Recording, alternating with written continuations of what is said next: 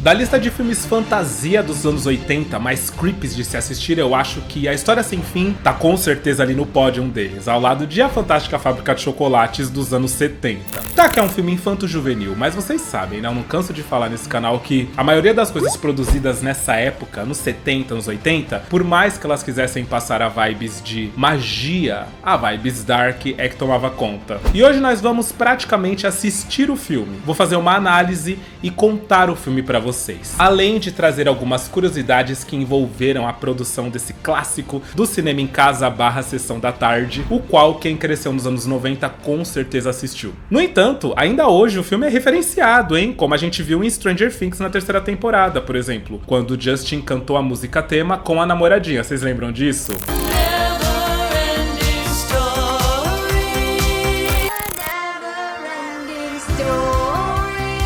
Eu vou falar de mais referências, então caso nunca tenha assistido o filme, aqui tá a chance de pelo menos saber do que se trata e quem sabe depois do vídeo ir lá dar play e assistir História Sem Fim 1 e 2, porque tem o 1 e o 2 que são os que eu mais gosto, a partir do 3 começou a virar besteira já, e eu vou explicar porquê, mas o 1 já tá garantido nesse vídeo. Se for bem de like, se vocês gostarem, tudo e tal, eu trago pra vocês História Sem Fim 2, no mesmo formato. Fechou? Então deixa o like que o recado vai estar mandado. Se inscreve se não for inscrito e torne-se membro. Esses aqui dos lados, ó, são os primeiros membros do canal, que pra mim já são inesquecíveis, já estão no fundo do meu coração. Então se você quer garantia de resposta nos comentários, por exemplo, torne-se membro e esteja certo que virá, viu? Feito isso, bora! Que o tema hoje é A História Sem Fim.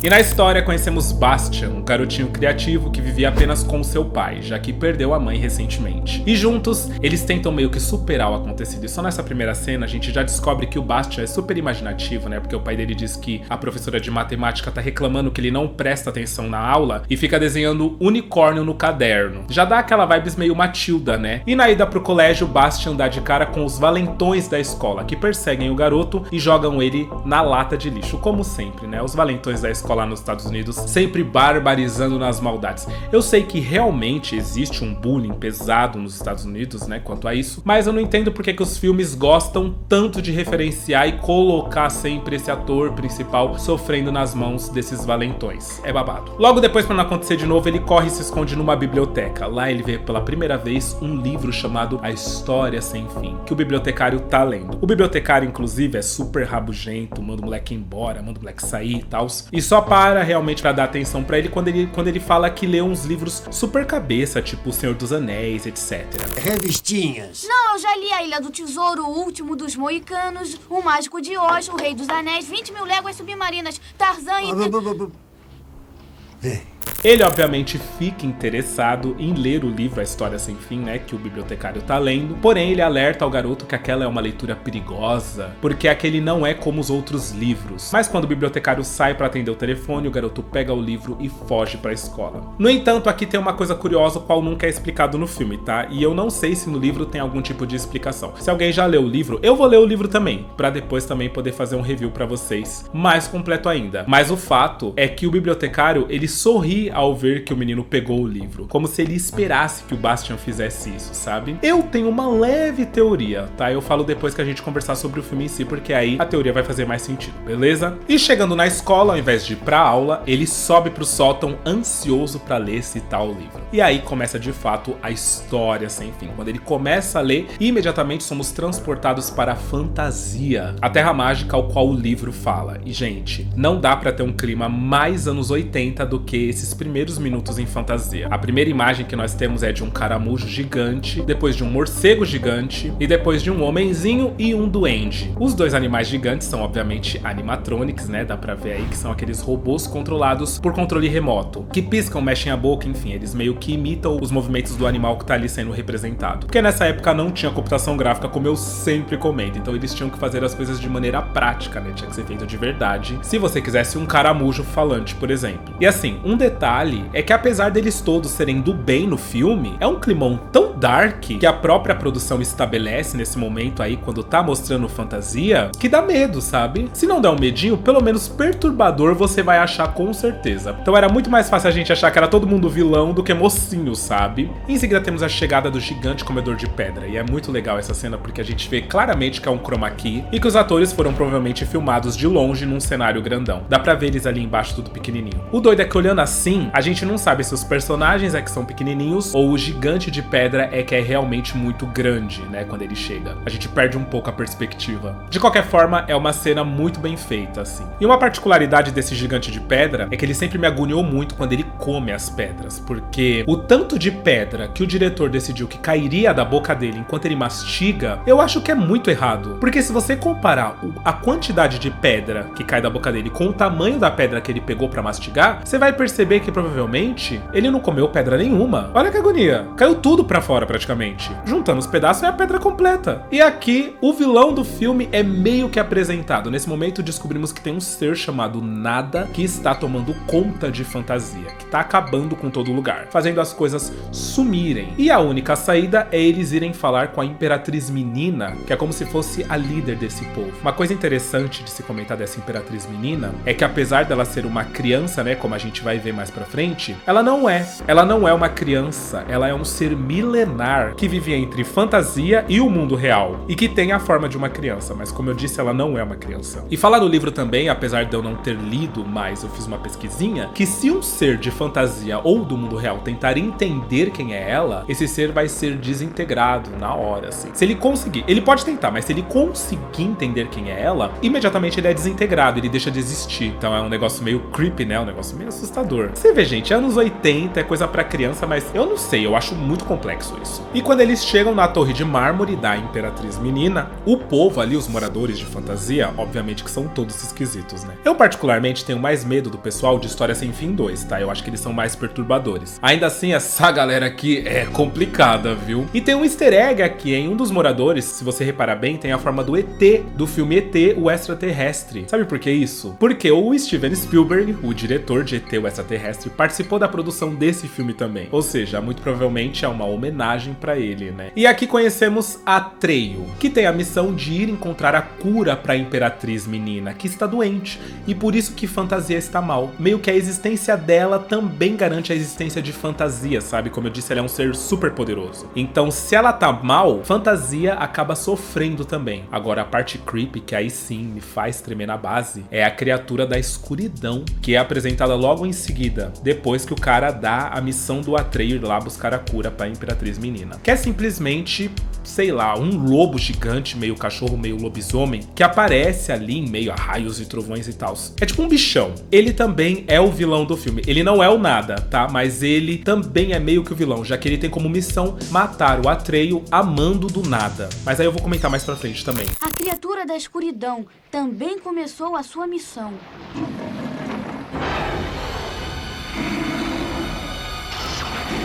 Mas isso é pra impedir o Atreio de conseguir deter tudo que tá acontecendo. E assim, nota pessoal, entre os anos 80 e 90, gente, se tinha uma figura folclórica / mitológica que dava medo na gente, era o lobisomem. Tipo, hoje em dia nem se fala muito, mas antigamente, mano, era medo garantido colocar lobisomem em qualquer lugar. Tanto que existiu até uma novela brasileira chamada Roque Santeiro, muito famosa. Você pode perguntar pra sua mãe: mãe, lembra de Roque Santeiro? Lembra do lobisomem? Ela vai falar que lembra do lobisomem. Isso se ela é, pelo menos nos anos 80, né?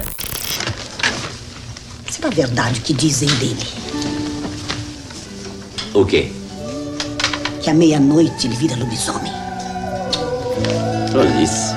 Ou seja, falar de lobisomem era garantia de audiência. Então, quando eu assistia esse filme quando passava na TV, normalmente eu fechava o olho na parte que o Gnorc, que é esse monstro aí, aparece, justamente pra eu poder dormir à noite. O filme segue e chega a um dos momentos mais tensos, quando o Atreio, nessa busca pela cura, chega ao Pântano da Tristeza, que ele tem que atravessar pra chegar na Montanha da Carcaça pra falar com Morla, um ancião. O lance é que nesse Pântano da Tristeza, caso seu coração seja tomado por uma tristeza, você afunda e morre. E o cavalo do Atreio, do nada, fica triste. Não fica claro por quê, mas ele começa a afundar. E tipo, é tenso ver o Atreio gritando pra impedir o cavalo dele de morrer, sabe? Puxando e tal. Mas não rola, o cavalo vai embora. E aí uma nota de bastidor dessa cena é que ela levou mais de 1 mês pra ficar pronta, acredita? Porque o cavalo, ele não ficava parado na plataforma, que ia abaixando com ele na lama. Obviamente que o cavalo vai lutar pela vida dele, né? Ele não vai querer morrer. Então tiveram que trazer um adestrador que levou 7 meses pra conseguir ensaiar o cavalo pra ele ficar paradinho, enquanto ele é engolido pela lama. Olha que BO.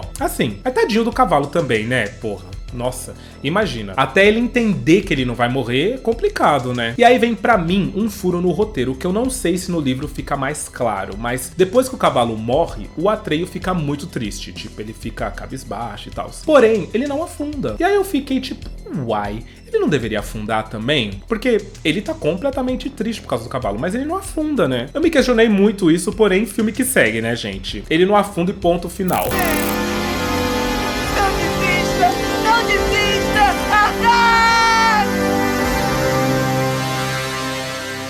Passando isso, ele encontra a montanha da carcaça, que a gente descobre que não é uma montanha, na realidade é o casco de uma tartaruga antiguíssima, que é o tal Morla, o ancião. E é outra cena a qual, novamente, eu tinha muito medo, principalmente pelo tamanho da tartaruga, que é obviamente gigante perto do Atreio. E pelo aspecto também, né? Porque, tipo, é uma tartaruga gigante, com essa cara de tartaruga. Tartaruga em si é um ser fofo, né? Tudo e tal. Mas se você pensar na cara de uma tartaruga gigante, é meio assustador, né? Sem dizer que o climão que tem o pântano também não dá. Fantasia, nos anos 80, é complicado. E a Morla manda o Atreio pro Oráculo do Sul, que fica longíssimo. E ele tá sem o cavalo dele, então não dá outra. O Atreio fica triste porque ele pensa, não vou conseguir. E aí sim ele começa a ser engolido pelo pântano da tristeza. Só quando ele pensa que ele não vai conseguir a cura pra Imperatriz Menina, sabe? Mas é aí que surge Falkor, que eu acho que é a figura mais lembrável e mais marcante do filme. Dificilmente quem já assistiu não se lembra dele. Que é tipo um dragão da sorte chinês, sabe? Mas por algum motivo na adaptação pro cinema, eles fizeram uma cara meio de cachorro. Então tem uma galera dos anos 90 que jura que na verdade ele era um cachorrão enorme que voava.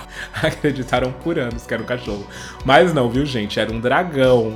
E quem errou aqui foi o diretor, tá? Que tinha meio que essa visão do Falkor. E foi outro dos erros que fez o autor do livro processar a produtora, tá? Ele processou a produtora que fez o filme, deu um mó BO, mas eu vou comentar isso depois do review também. Bom, o Atreio é resgatado por ele, do pântano da tristeza, e aí passa por um ponto no filme onde o Atreio já tá limpo e bem, porque ele foi cuidado por um casal de seres que eu não sei denominar direito o que é, tá? Fica entre gnomos e elfos. A esposa é das poções, né? Ela é quem fez os babados pra curar o menino, e o marido é das pesquisas. E convenientemente, eles estão próximos ao Oráculo do Sul, que é guardado por 2 portões e é o lugar que o Atreio tem que ir. O primeiro dos portões está ali pertinho, é um portão o qual, pra você passar, você tem que saber o seu próprio valor como ser humano. O Atreio vê um cara chegar lá, né, porque obviamente que o filme vai mostrar pra gente o que acontece com quem não sabe o próprio valor, e o cara é exterminado pelo olhar das esfinges. Mas mesmo assim, o Atreio decide que ele vai lá imediatamente porque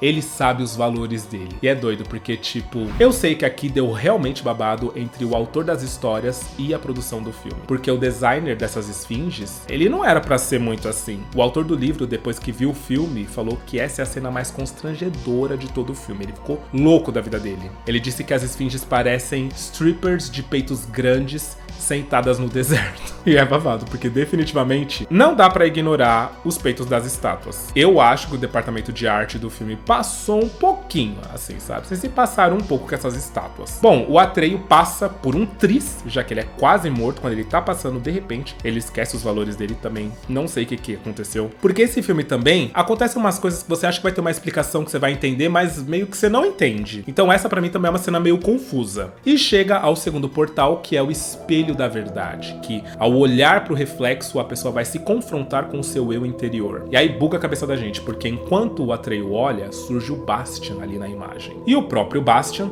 entende que é ele que está sendo descrito ali, naquele momento, no livro. O moleque se assusta, claro, e se pergunta se o povo em fantasia sabe da existência dele, porque ele não tá entendendo como aquilo é possível. Isso pra gente fica claro, tá, gente? Que realmente o Atreio, na verdade, é como se fosse o alter ego do Bastian ali. É o Bastian vivendo todas aquelas aventuras, meio que como o Atreio. mas é o Bastian. Entendeu? É a metalinguagem, né, babado? O Atreio passa e finalmente chega ao Oráculo do Sul, que fala pra ele que a cura da Imperatriz Menina depende de uma criança humana dar um novo nome para ela. Uma criança que fica nas fronteiras de fantasia. Ele chama o Falkor e os dois voam lá pras fronteiras. Porém, quando eles estão chegando no chamado Mar de Possibilidades, eles são atacados pelo nada, o Atreio cai, fica perdido por um tempo, até que ele dá de cara com o Monstro das Sombras, que fala que foi mandado pra matar ele finalmente. E, gente, a cena dos dois é horrível, tá? O monstro é horrível, como vocês já sabem. Pra mim, inclusive, é um lobisomem que me lembra o lobisomem que aparece no Castelo Rá-Tim-Bum, sabe? E aí, já puxando o gancho, já vou avisar que eu vou fazer um episódio sobre isso, tá? Eu vou fazer um vídeo sobre isso. O lobisomem do Castelo Rá-Tim-Bum, que aparece tanto no Castelo Rá-Tim-Bum quanto no Mundo da Lua. E deu muito medo também na galera toda dos anos 90. É muito legal esse episódio, eu vou trazer aqui. Bom, no final, o Gnorc, ele avança e ataca o Atreio. Porém, ele morre porque o Atreio tá segurando uma pedra pontiaguda que quando ele avança, a pedra pega bem na barriga dele e mata ele. Foi uma morte bem rápida.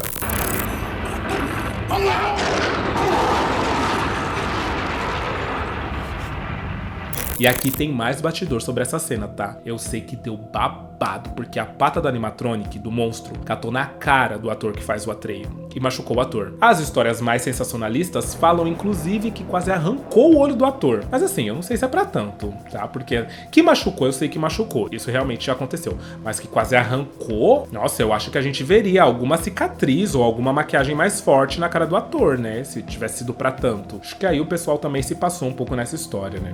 No final, o nada consegue destruir Fantasia e só sobra o Falkor e o Atreio voando ali no nada. E a Torre de Marfim da Imperatriz Menina. Eles vão até lá e contam o que eles sabem pra ela. E assim, mais bastidores, tá? Tem babado com essa atriz mirim aí. Porque sabe o que aconteceu com ela, gente? Os dentes dela caíram durante a pré-produção do filme. E aí o diretor não queria que ela ficasse banguela, que ela parecesse banguela no filme. Então fizeram uma chapa pra ela, uma dentadura, sabe? Só que aí ela não conseguia falar direito, ela ficava fofa. Aí tiveram que chamar um fonoaudiólogo que ensinou ela a falar com a dentadura, pra parecer natural. Ou seja, esses dentes que você vê não são dela, é uma chapa, porque ela na época tava sem dente, tava banguela. Bonitinha. Bom, voltando, ela diz que já sabia de tudo aquilo que o Atreio tá falando, e aí ela quebra a quarta parede e começa a falar com o Bastian olhando pra câmera. O Bastian entende que é com ele que ela tá falando e aceita que a história é real, e que tá tudo acontecendo de fato, e que ele é a criança humana que precisa dar um nome pra Imperatriz Menina. E gente, aqui vai um furo de dublagem terrível, terrível. A minha vida toda eu me perguntei, afinal de contas, que nome foi que ele escolheu pra dar pra Imperatriz Menina? Porque ele só faz a gritar que vai salvar ela e bum, tudo se acaba. Eu vou salvar!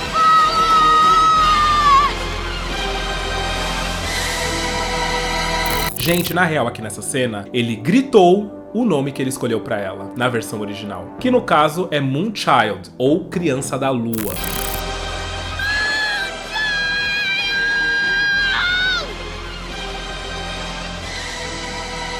Tipo, agora que eu tô fazendo esse review pra vocês, é que eu descobri isso. Porque eu passei minha vida toda me perguntando, qual nome será que ele escolheu? Porque imagina, a gente assistia dublado na TV, não tinha como a gente ter outras versões. Isso pra mim é terrível. A dublagem antigamente, olha, sei lá, eles mudavam o roteiro de graça das coisas assim, eles adaptavam as coisas na dublagem. Claro que rola uma adaptação pra versão brasileira, que no caso é o jeito de falar, né? A adaptação pra você abrasileirar o jeito de falar. Mas aí você adaptar o roteiro do filme, porque com uma dublagem você pode mudar tudo, né? É babado, gente. Bom, o Bastian surge em frente à Imperatriz Menina, que diz pra ele que agora a fantasia vai se reconstruir através dos desejos dele. Ele tem que imaginar como é que vai ser fantasia. E do jeito que ele imaginar, assim será. E dentre os desejos dele, um deles é voar com o Falkor em fantasia e depois no mundo real, pra perseguir os meninos que fizeram bullying com ele. E é uma cena super feliz, super bonita, super legal. E o filme acaba. Meio que acaba nessa cena, sabe? Meio não, acaba nessa cena.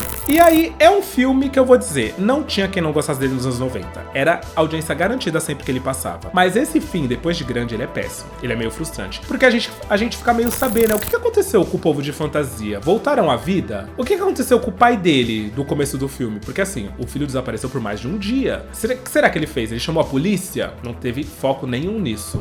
E sem saber o que raio que é o bibliotecário. Como eu disse, ele é enviado da Imperatriz Menina. Ele é um humano. A minha teoria é que talvez ele seja a própria Imperatriz Menina. Teoria pautada nas vozes da minha cabeça. Mas quem sabe, né? No livro, essa parte em que o filme acaba é tipo chegando na metade da história. Porque depois que o Bastian se encontra com a Imperatriz Menina, a história continua com o Bastian lá em fantasia. E o babado é tão legal que alguns reviews dizem que o Bastian, ele chega a se tornar quase que o antagonista da história durante um tempo. Porque o lance dele desejar o que ele quiser, né? E o desejo dele se realizar, ele sai desenfreado, criando coisa atrás de coisa e dá babado às criações dele. Tipo, tem consequências, sabe? E eu não sei dizer exatamente o que é, porque nenhum dos reviews do livro deu spoiler. Mas eu vou comprar o livro e vou ler e vou trazer um vídeo bem legal aqui pra vocês, bem bonitinho. Se esse vídeo tiver pelo menos 3.000 likes, né? Se tiver 3.000 likes, eu trago pra vocês um review, filme versus o livro, porque eu tenho certeza que deve ser incrível. O fato é que História Sem Fim foi o filme mais caro já produzido pela Alemanha até a época, já que é uma parceria entre a Alemanha e os Estados Unidos, e consequentemente foi o mais caro já produzido pelos Estados Unidos, fora dos Estados Unidos também. E estamos falando de um valor de 27 milhões de dólares, que na época era muito, gente. Tipo, nos anos 80, 27 milhões de dólares era muito dinheiro. Porém, a bilheteria foi de 100 milhões, ou seja, o público adorou. O que fez com que um ano mais tarde, um segundo filme fosse produzido. A ideia era produzir ele grudadinho no primeiro filme, mas o autor dos livros, como eu disse, processou os estúdios. Lembra que eu falei que eu ia comentar? Vou comentar agora. Sim, teve babado e confusão. O autor do livro, Michael Ends, odiou a adaptação, achou podre, de mau gosto, achou que não trouxe a alma do livro. Ele denominou como um produto comercial sem vida. O processo acabou atrasando a produção do filme em 6 meses, o segundo filme em 6 meses. Porém, ele perdeu o processo, tá, gente? Ele tinha pedido pra tirar o nome dele dos créditos e alterar o título. E antes disso, ele chegou a escrever um roteiro pro filme, tá? Ele foi procurado, claro, porque a história é dele, então ele chegou a se propor a escrever um roteiro. Mas o diretor não gostou do roteiro dele e mandou outro roteirista reescrever. Coitado, né? Se eu não me engano, depois disso, ele proibiu novas adaptações, até hoje, tá? Não se fala de uma nova adaptação de História Sem Fim até hoje, porque os direitos não existem. E outra fofoca de bastidor é que o ator que fez o Atreio e o diretor, eles brigavam também, tá? Porque o diretor, ele era perfeccionista, tanto que ele chegava a gravar a mesma cena, tipo, 30, 40 vezes. O que levou o filme, que tinha uma previsão de gravação de 3 meses, por exemplo, a demorar um ano inteiro pra ficar pronto. Só as gravações. Só que o babado é que de todos os atores do casting, o Atreio, ele era o mais inexperiente. E sem paciência também. Então o clima esquentava entre ele e o diretor. Esse negócio de ficar fazendo, vamos gravar de novo, vamos gravar de novo, vamos gravar de novo. Diz que dava babado entre os dois. E uma última curiosidade, porque o vídeo de hoje tá enorme, fala sério. Eu quero mostrar pra vocês quando o filme foi referenciado em Family Guy. Quem conhece esse desenho? É muito hilário esse desenho. Colocando o Peter como Bastian, no momento em que eles falam que ele tem que aprender a diferenciar a fantasia da realidade. Olha isso, gente.